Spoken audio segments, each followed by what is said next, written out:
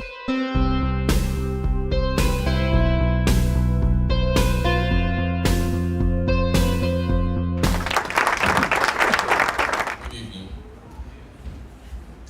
know, Philippines basically is a beautiful country. Formed, reformed, and transformed by calamities, may it be human-made or natural disasters. Sometimes I thought that this country is somehow a laboratory of traumatic events. And why is it I said so? Let us see basically some facts. First, we have 44 areas basically prone to earthquake and earthshakes. I have a friend in Cebu who told me that earthshake is no longer to be feared because it is already a dance movement. Well, if you look at the entirety of the country, basically those dots were actually areas in which earthshakes have been experienced. Then we have also basically landslides, mudslides, flash flood. And we have it all there. And then here, if you look at these, the dark shaded ones, the dark shaded ones are actually the areas vulnerable for landslides, mudslides, and flash floods. Basically, the entirety of our country. If you look at another here, map, we have actually also 22 volcanoes and hundreds, if not thousands, of fault lines. How is that? Right? So here we are actually vulnerable of eruptions and also earthquakes. And aside from that, basically we are also at risk of tsunamis. This is actually coming from the ENR. You know, when I basically studied these geohazard maps, you know, I have this thought of wanting to live in the moon. You know, wherever you are in the Philippines, it's always a risk. And then, aside from that, we knew the most recent typhoons. I was basically here delivering psychosocial response to all of these typhoons. And basically, what do we have? It cost a lot of lives, thousands of lives. Estimated for the 4 typhoons, we have around 8,741. Thousands of missing persons. Aside from that, we also have armed conflict here in the south and in the north. So, in short, we have so much as a people in terms of carrying on the burdens of daily living. And yet, you see, we are here, we survive. And as a clinical psychologist, I saw basically a lot of negative consequences of these events. 17 regions for the last decade, I have been through there, doing some research, doing some psychosocial responses or psychosocial response services. And I saw a lot of people who suffered from depression, acute stress disorder,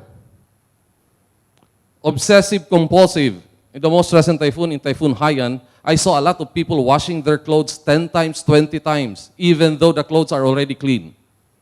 And why is that? Because they just wanted to survive through the pain that they have.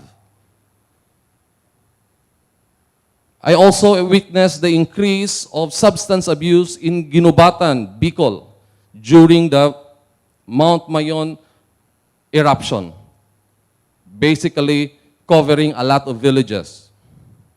And after that, the substance abuse basically increased. Teenage pregnancy also in Ginsaogon, Leyte. Aside from that, I also basically sense in every disaster the anger, the aggression, Of course, the post-traumatic stress disorder. And of course, basically, you have also somatization. You see, when I went to Ginsaogon Leyte, I saw more than 100 of liniment massage oil. Why? Because sometimes when we could not express the pains that we have, basically what it will become somatized. Okay, the symptoms becomes part of our body. And I saw that we have a lot of liniment oils. Even if basically they don't have food, they need, sorry to say, efficacent oil, omega painkiller, lana, gaas, so on and so forth. These are basically indicators of trauma. So if I have basically, roamed around and searched the literature, we could see the grim scenario of the psychological symptoms suffered by our countrymen. And yet, let us go to another statistics or set of data here.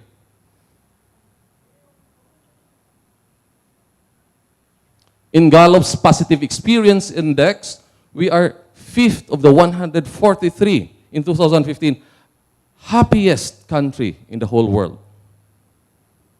In 6th in 2014 and 5th in 2013. In Evans Strategy Institute's Happiness Index, we are 3rd in Asia. In another poll survey, in the Happy Planet Index, we are 25th of the 151. In short, we are one of the happiest country in the whole wide world. And so there is a discrepancy. The question is why? Amidst the pain, on the stream of anger, aggression, trauma, yet we are very happy. Despite the fact that we have suffered so much, and yet we are able to laugh, to smile. And why is that? That's why we search. We roam around, and based on my clinical experience and on my research, basically we have ways as Filipinos. But before that, we have to understand the context of Philippines in a global, more universal knowledge on why is it that people are happy despite the fact that they suffered from so much pain, so much suffering, and so much trauma. First is the concept of resilience. The idea of resilience is basically the ability to bounce back after suffering or after experiencing a distressing event. The ability to bounce back is basically inherent in us. Are Filipinos resilient? I can say yes, of course. However, let's be careful and define more about what is resilience. The title of this talk is The Promise of Resilience, but I may have some criticism in the concept of resilience. Why? Resilience, of course, is a fact in a way, right? But we have to be cautious because in my clinical experience, a minority of those who suffered from major disasters are not really resilient. A minority are resilient.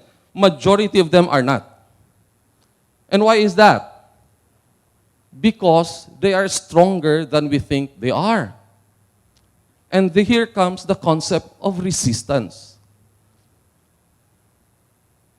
The presumption of resilience is that once we suffer from a distressing event, we bend. And then we bounce back. But majority of what I have seen basically among Filipinos is that they are not even basically bending. They are resistant to the negative consequences of distressing events. Is that a wonder? We have seen that. A lot of times in Typhoon Ondoy, they are already in the rooftop. And here comes ABS-CBN and they wave. Not for help, because they wanted just to smile. Are we saying that they are resilient? No, they are resistant to the symptoms of or rather the post-traumatic symptoms or the post-event symptoms. So Filipinos are not only resilient, most of them are resistant to the negative consequences of trauma. And then, of course, which is actually all about this one, thriving. A person who is resilient and a person who is basically resistant are actually indicators of thriving. So how do Filipinos thrive? First, enhance spirituality. They pray. Every traumatic event, every major disaster, the first thing that they will do is to develop a prayer room, a prayer chapel, no matter what religion they have. I saw that in Ormoc before. I saw that in Typhoon Haiyan. I saw that in Typhoon Pablo. I saw that in Ginsaogon, in Ginubatan, on all other typhoons that I was there. They pray, and they pray harder. They participate in church activities. Westerners may criticize this, but basically, we are a man of science. We saw this, and this becomes a pathway to recovery and growth. And then, they have what they call a sense of hope. This is very common. Statements like, makaraos din.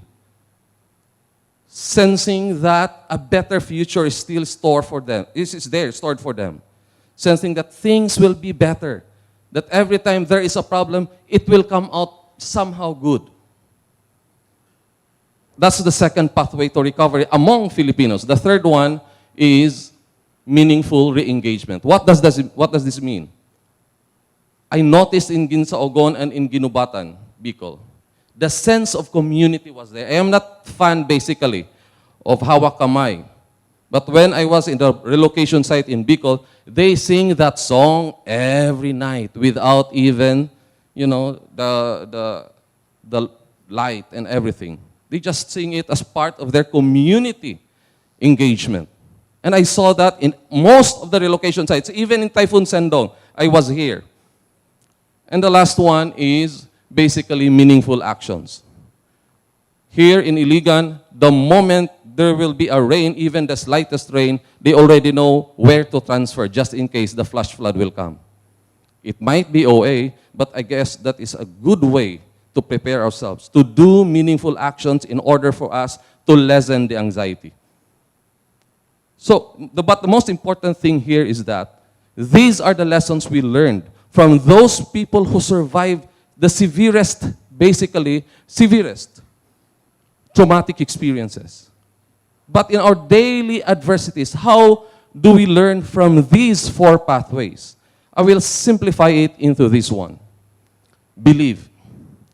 If you are religious, pray. If you are not religious, pray harder. If you do not believe in religion, believe on something, a cause probably, where you can attach yourself to. Hope. Think, probably what they basically taught us, the victims, is that no matter what, things will become better, and they will be better. Then love. Continue loving, re-engaging in the community, and then, lastly, do things that would make yourself better. And that is basically the promise of thriving, the promise of resilience, and the promise of resistance. Thank you, and good evening.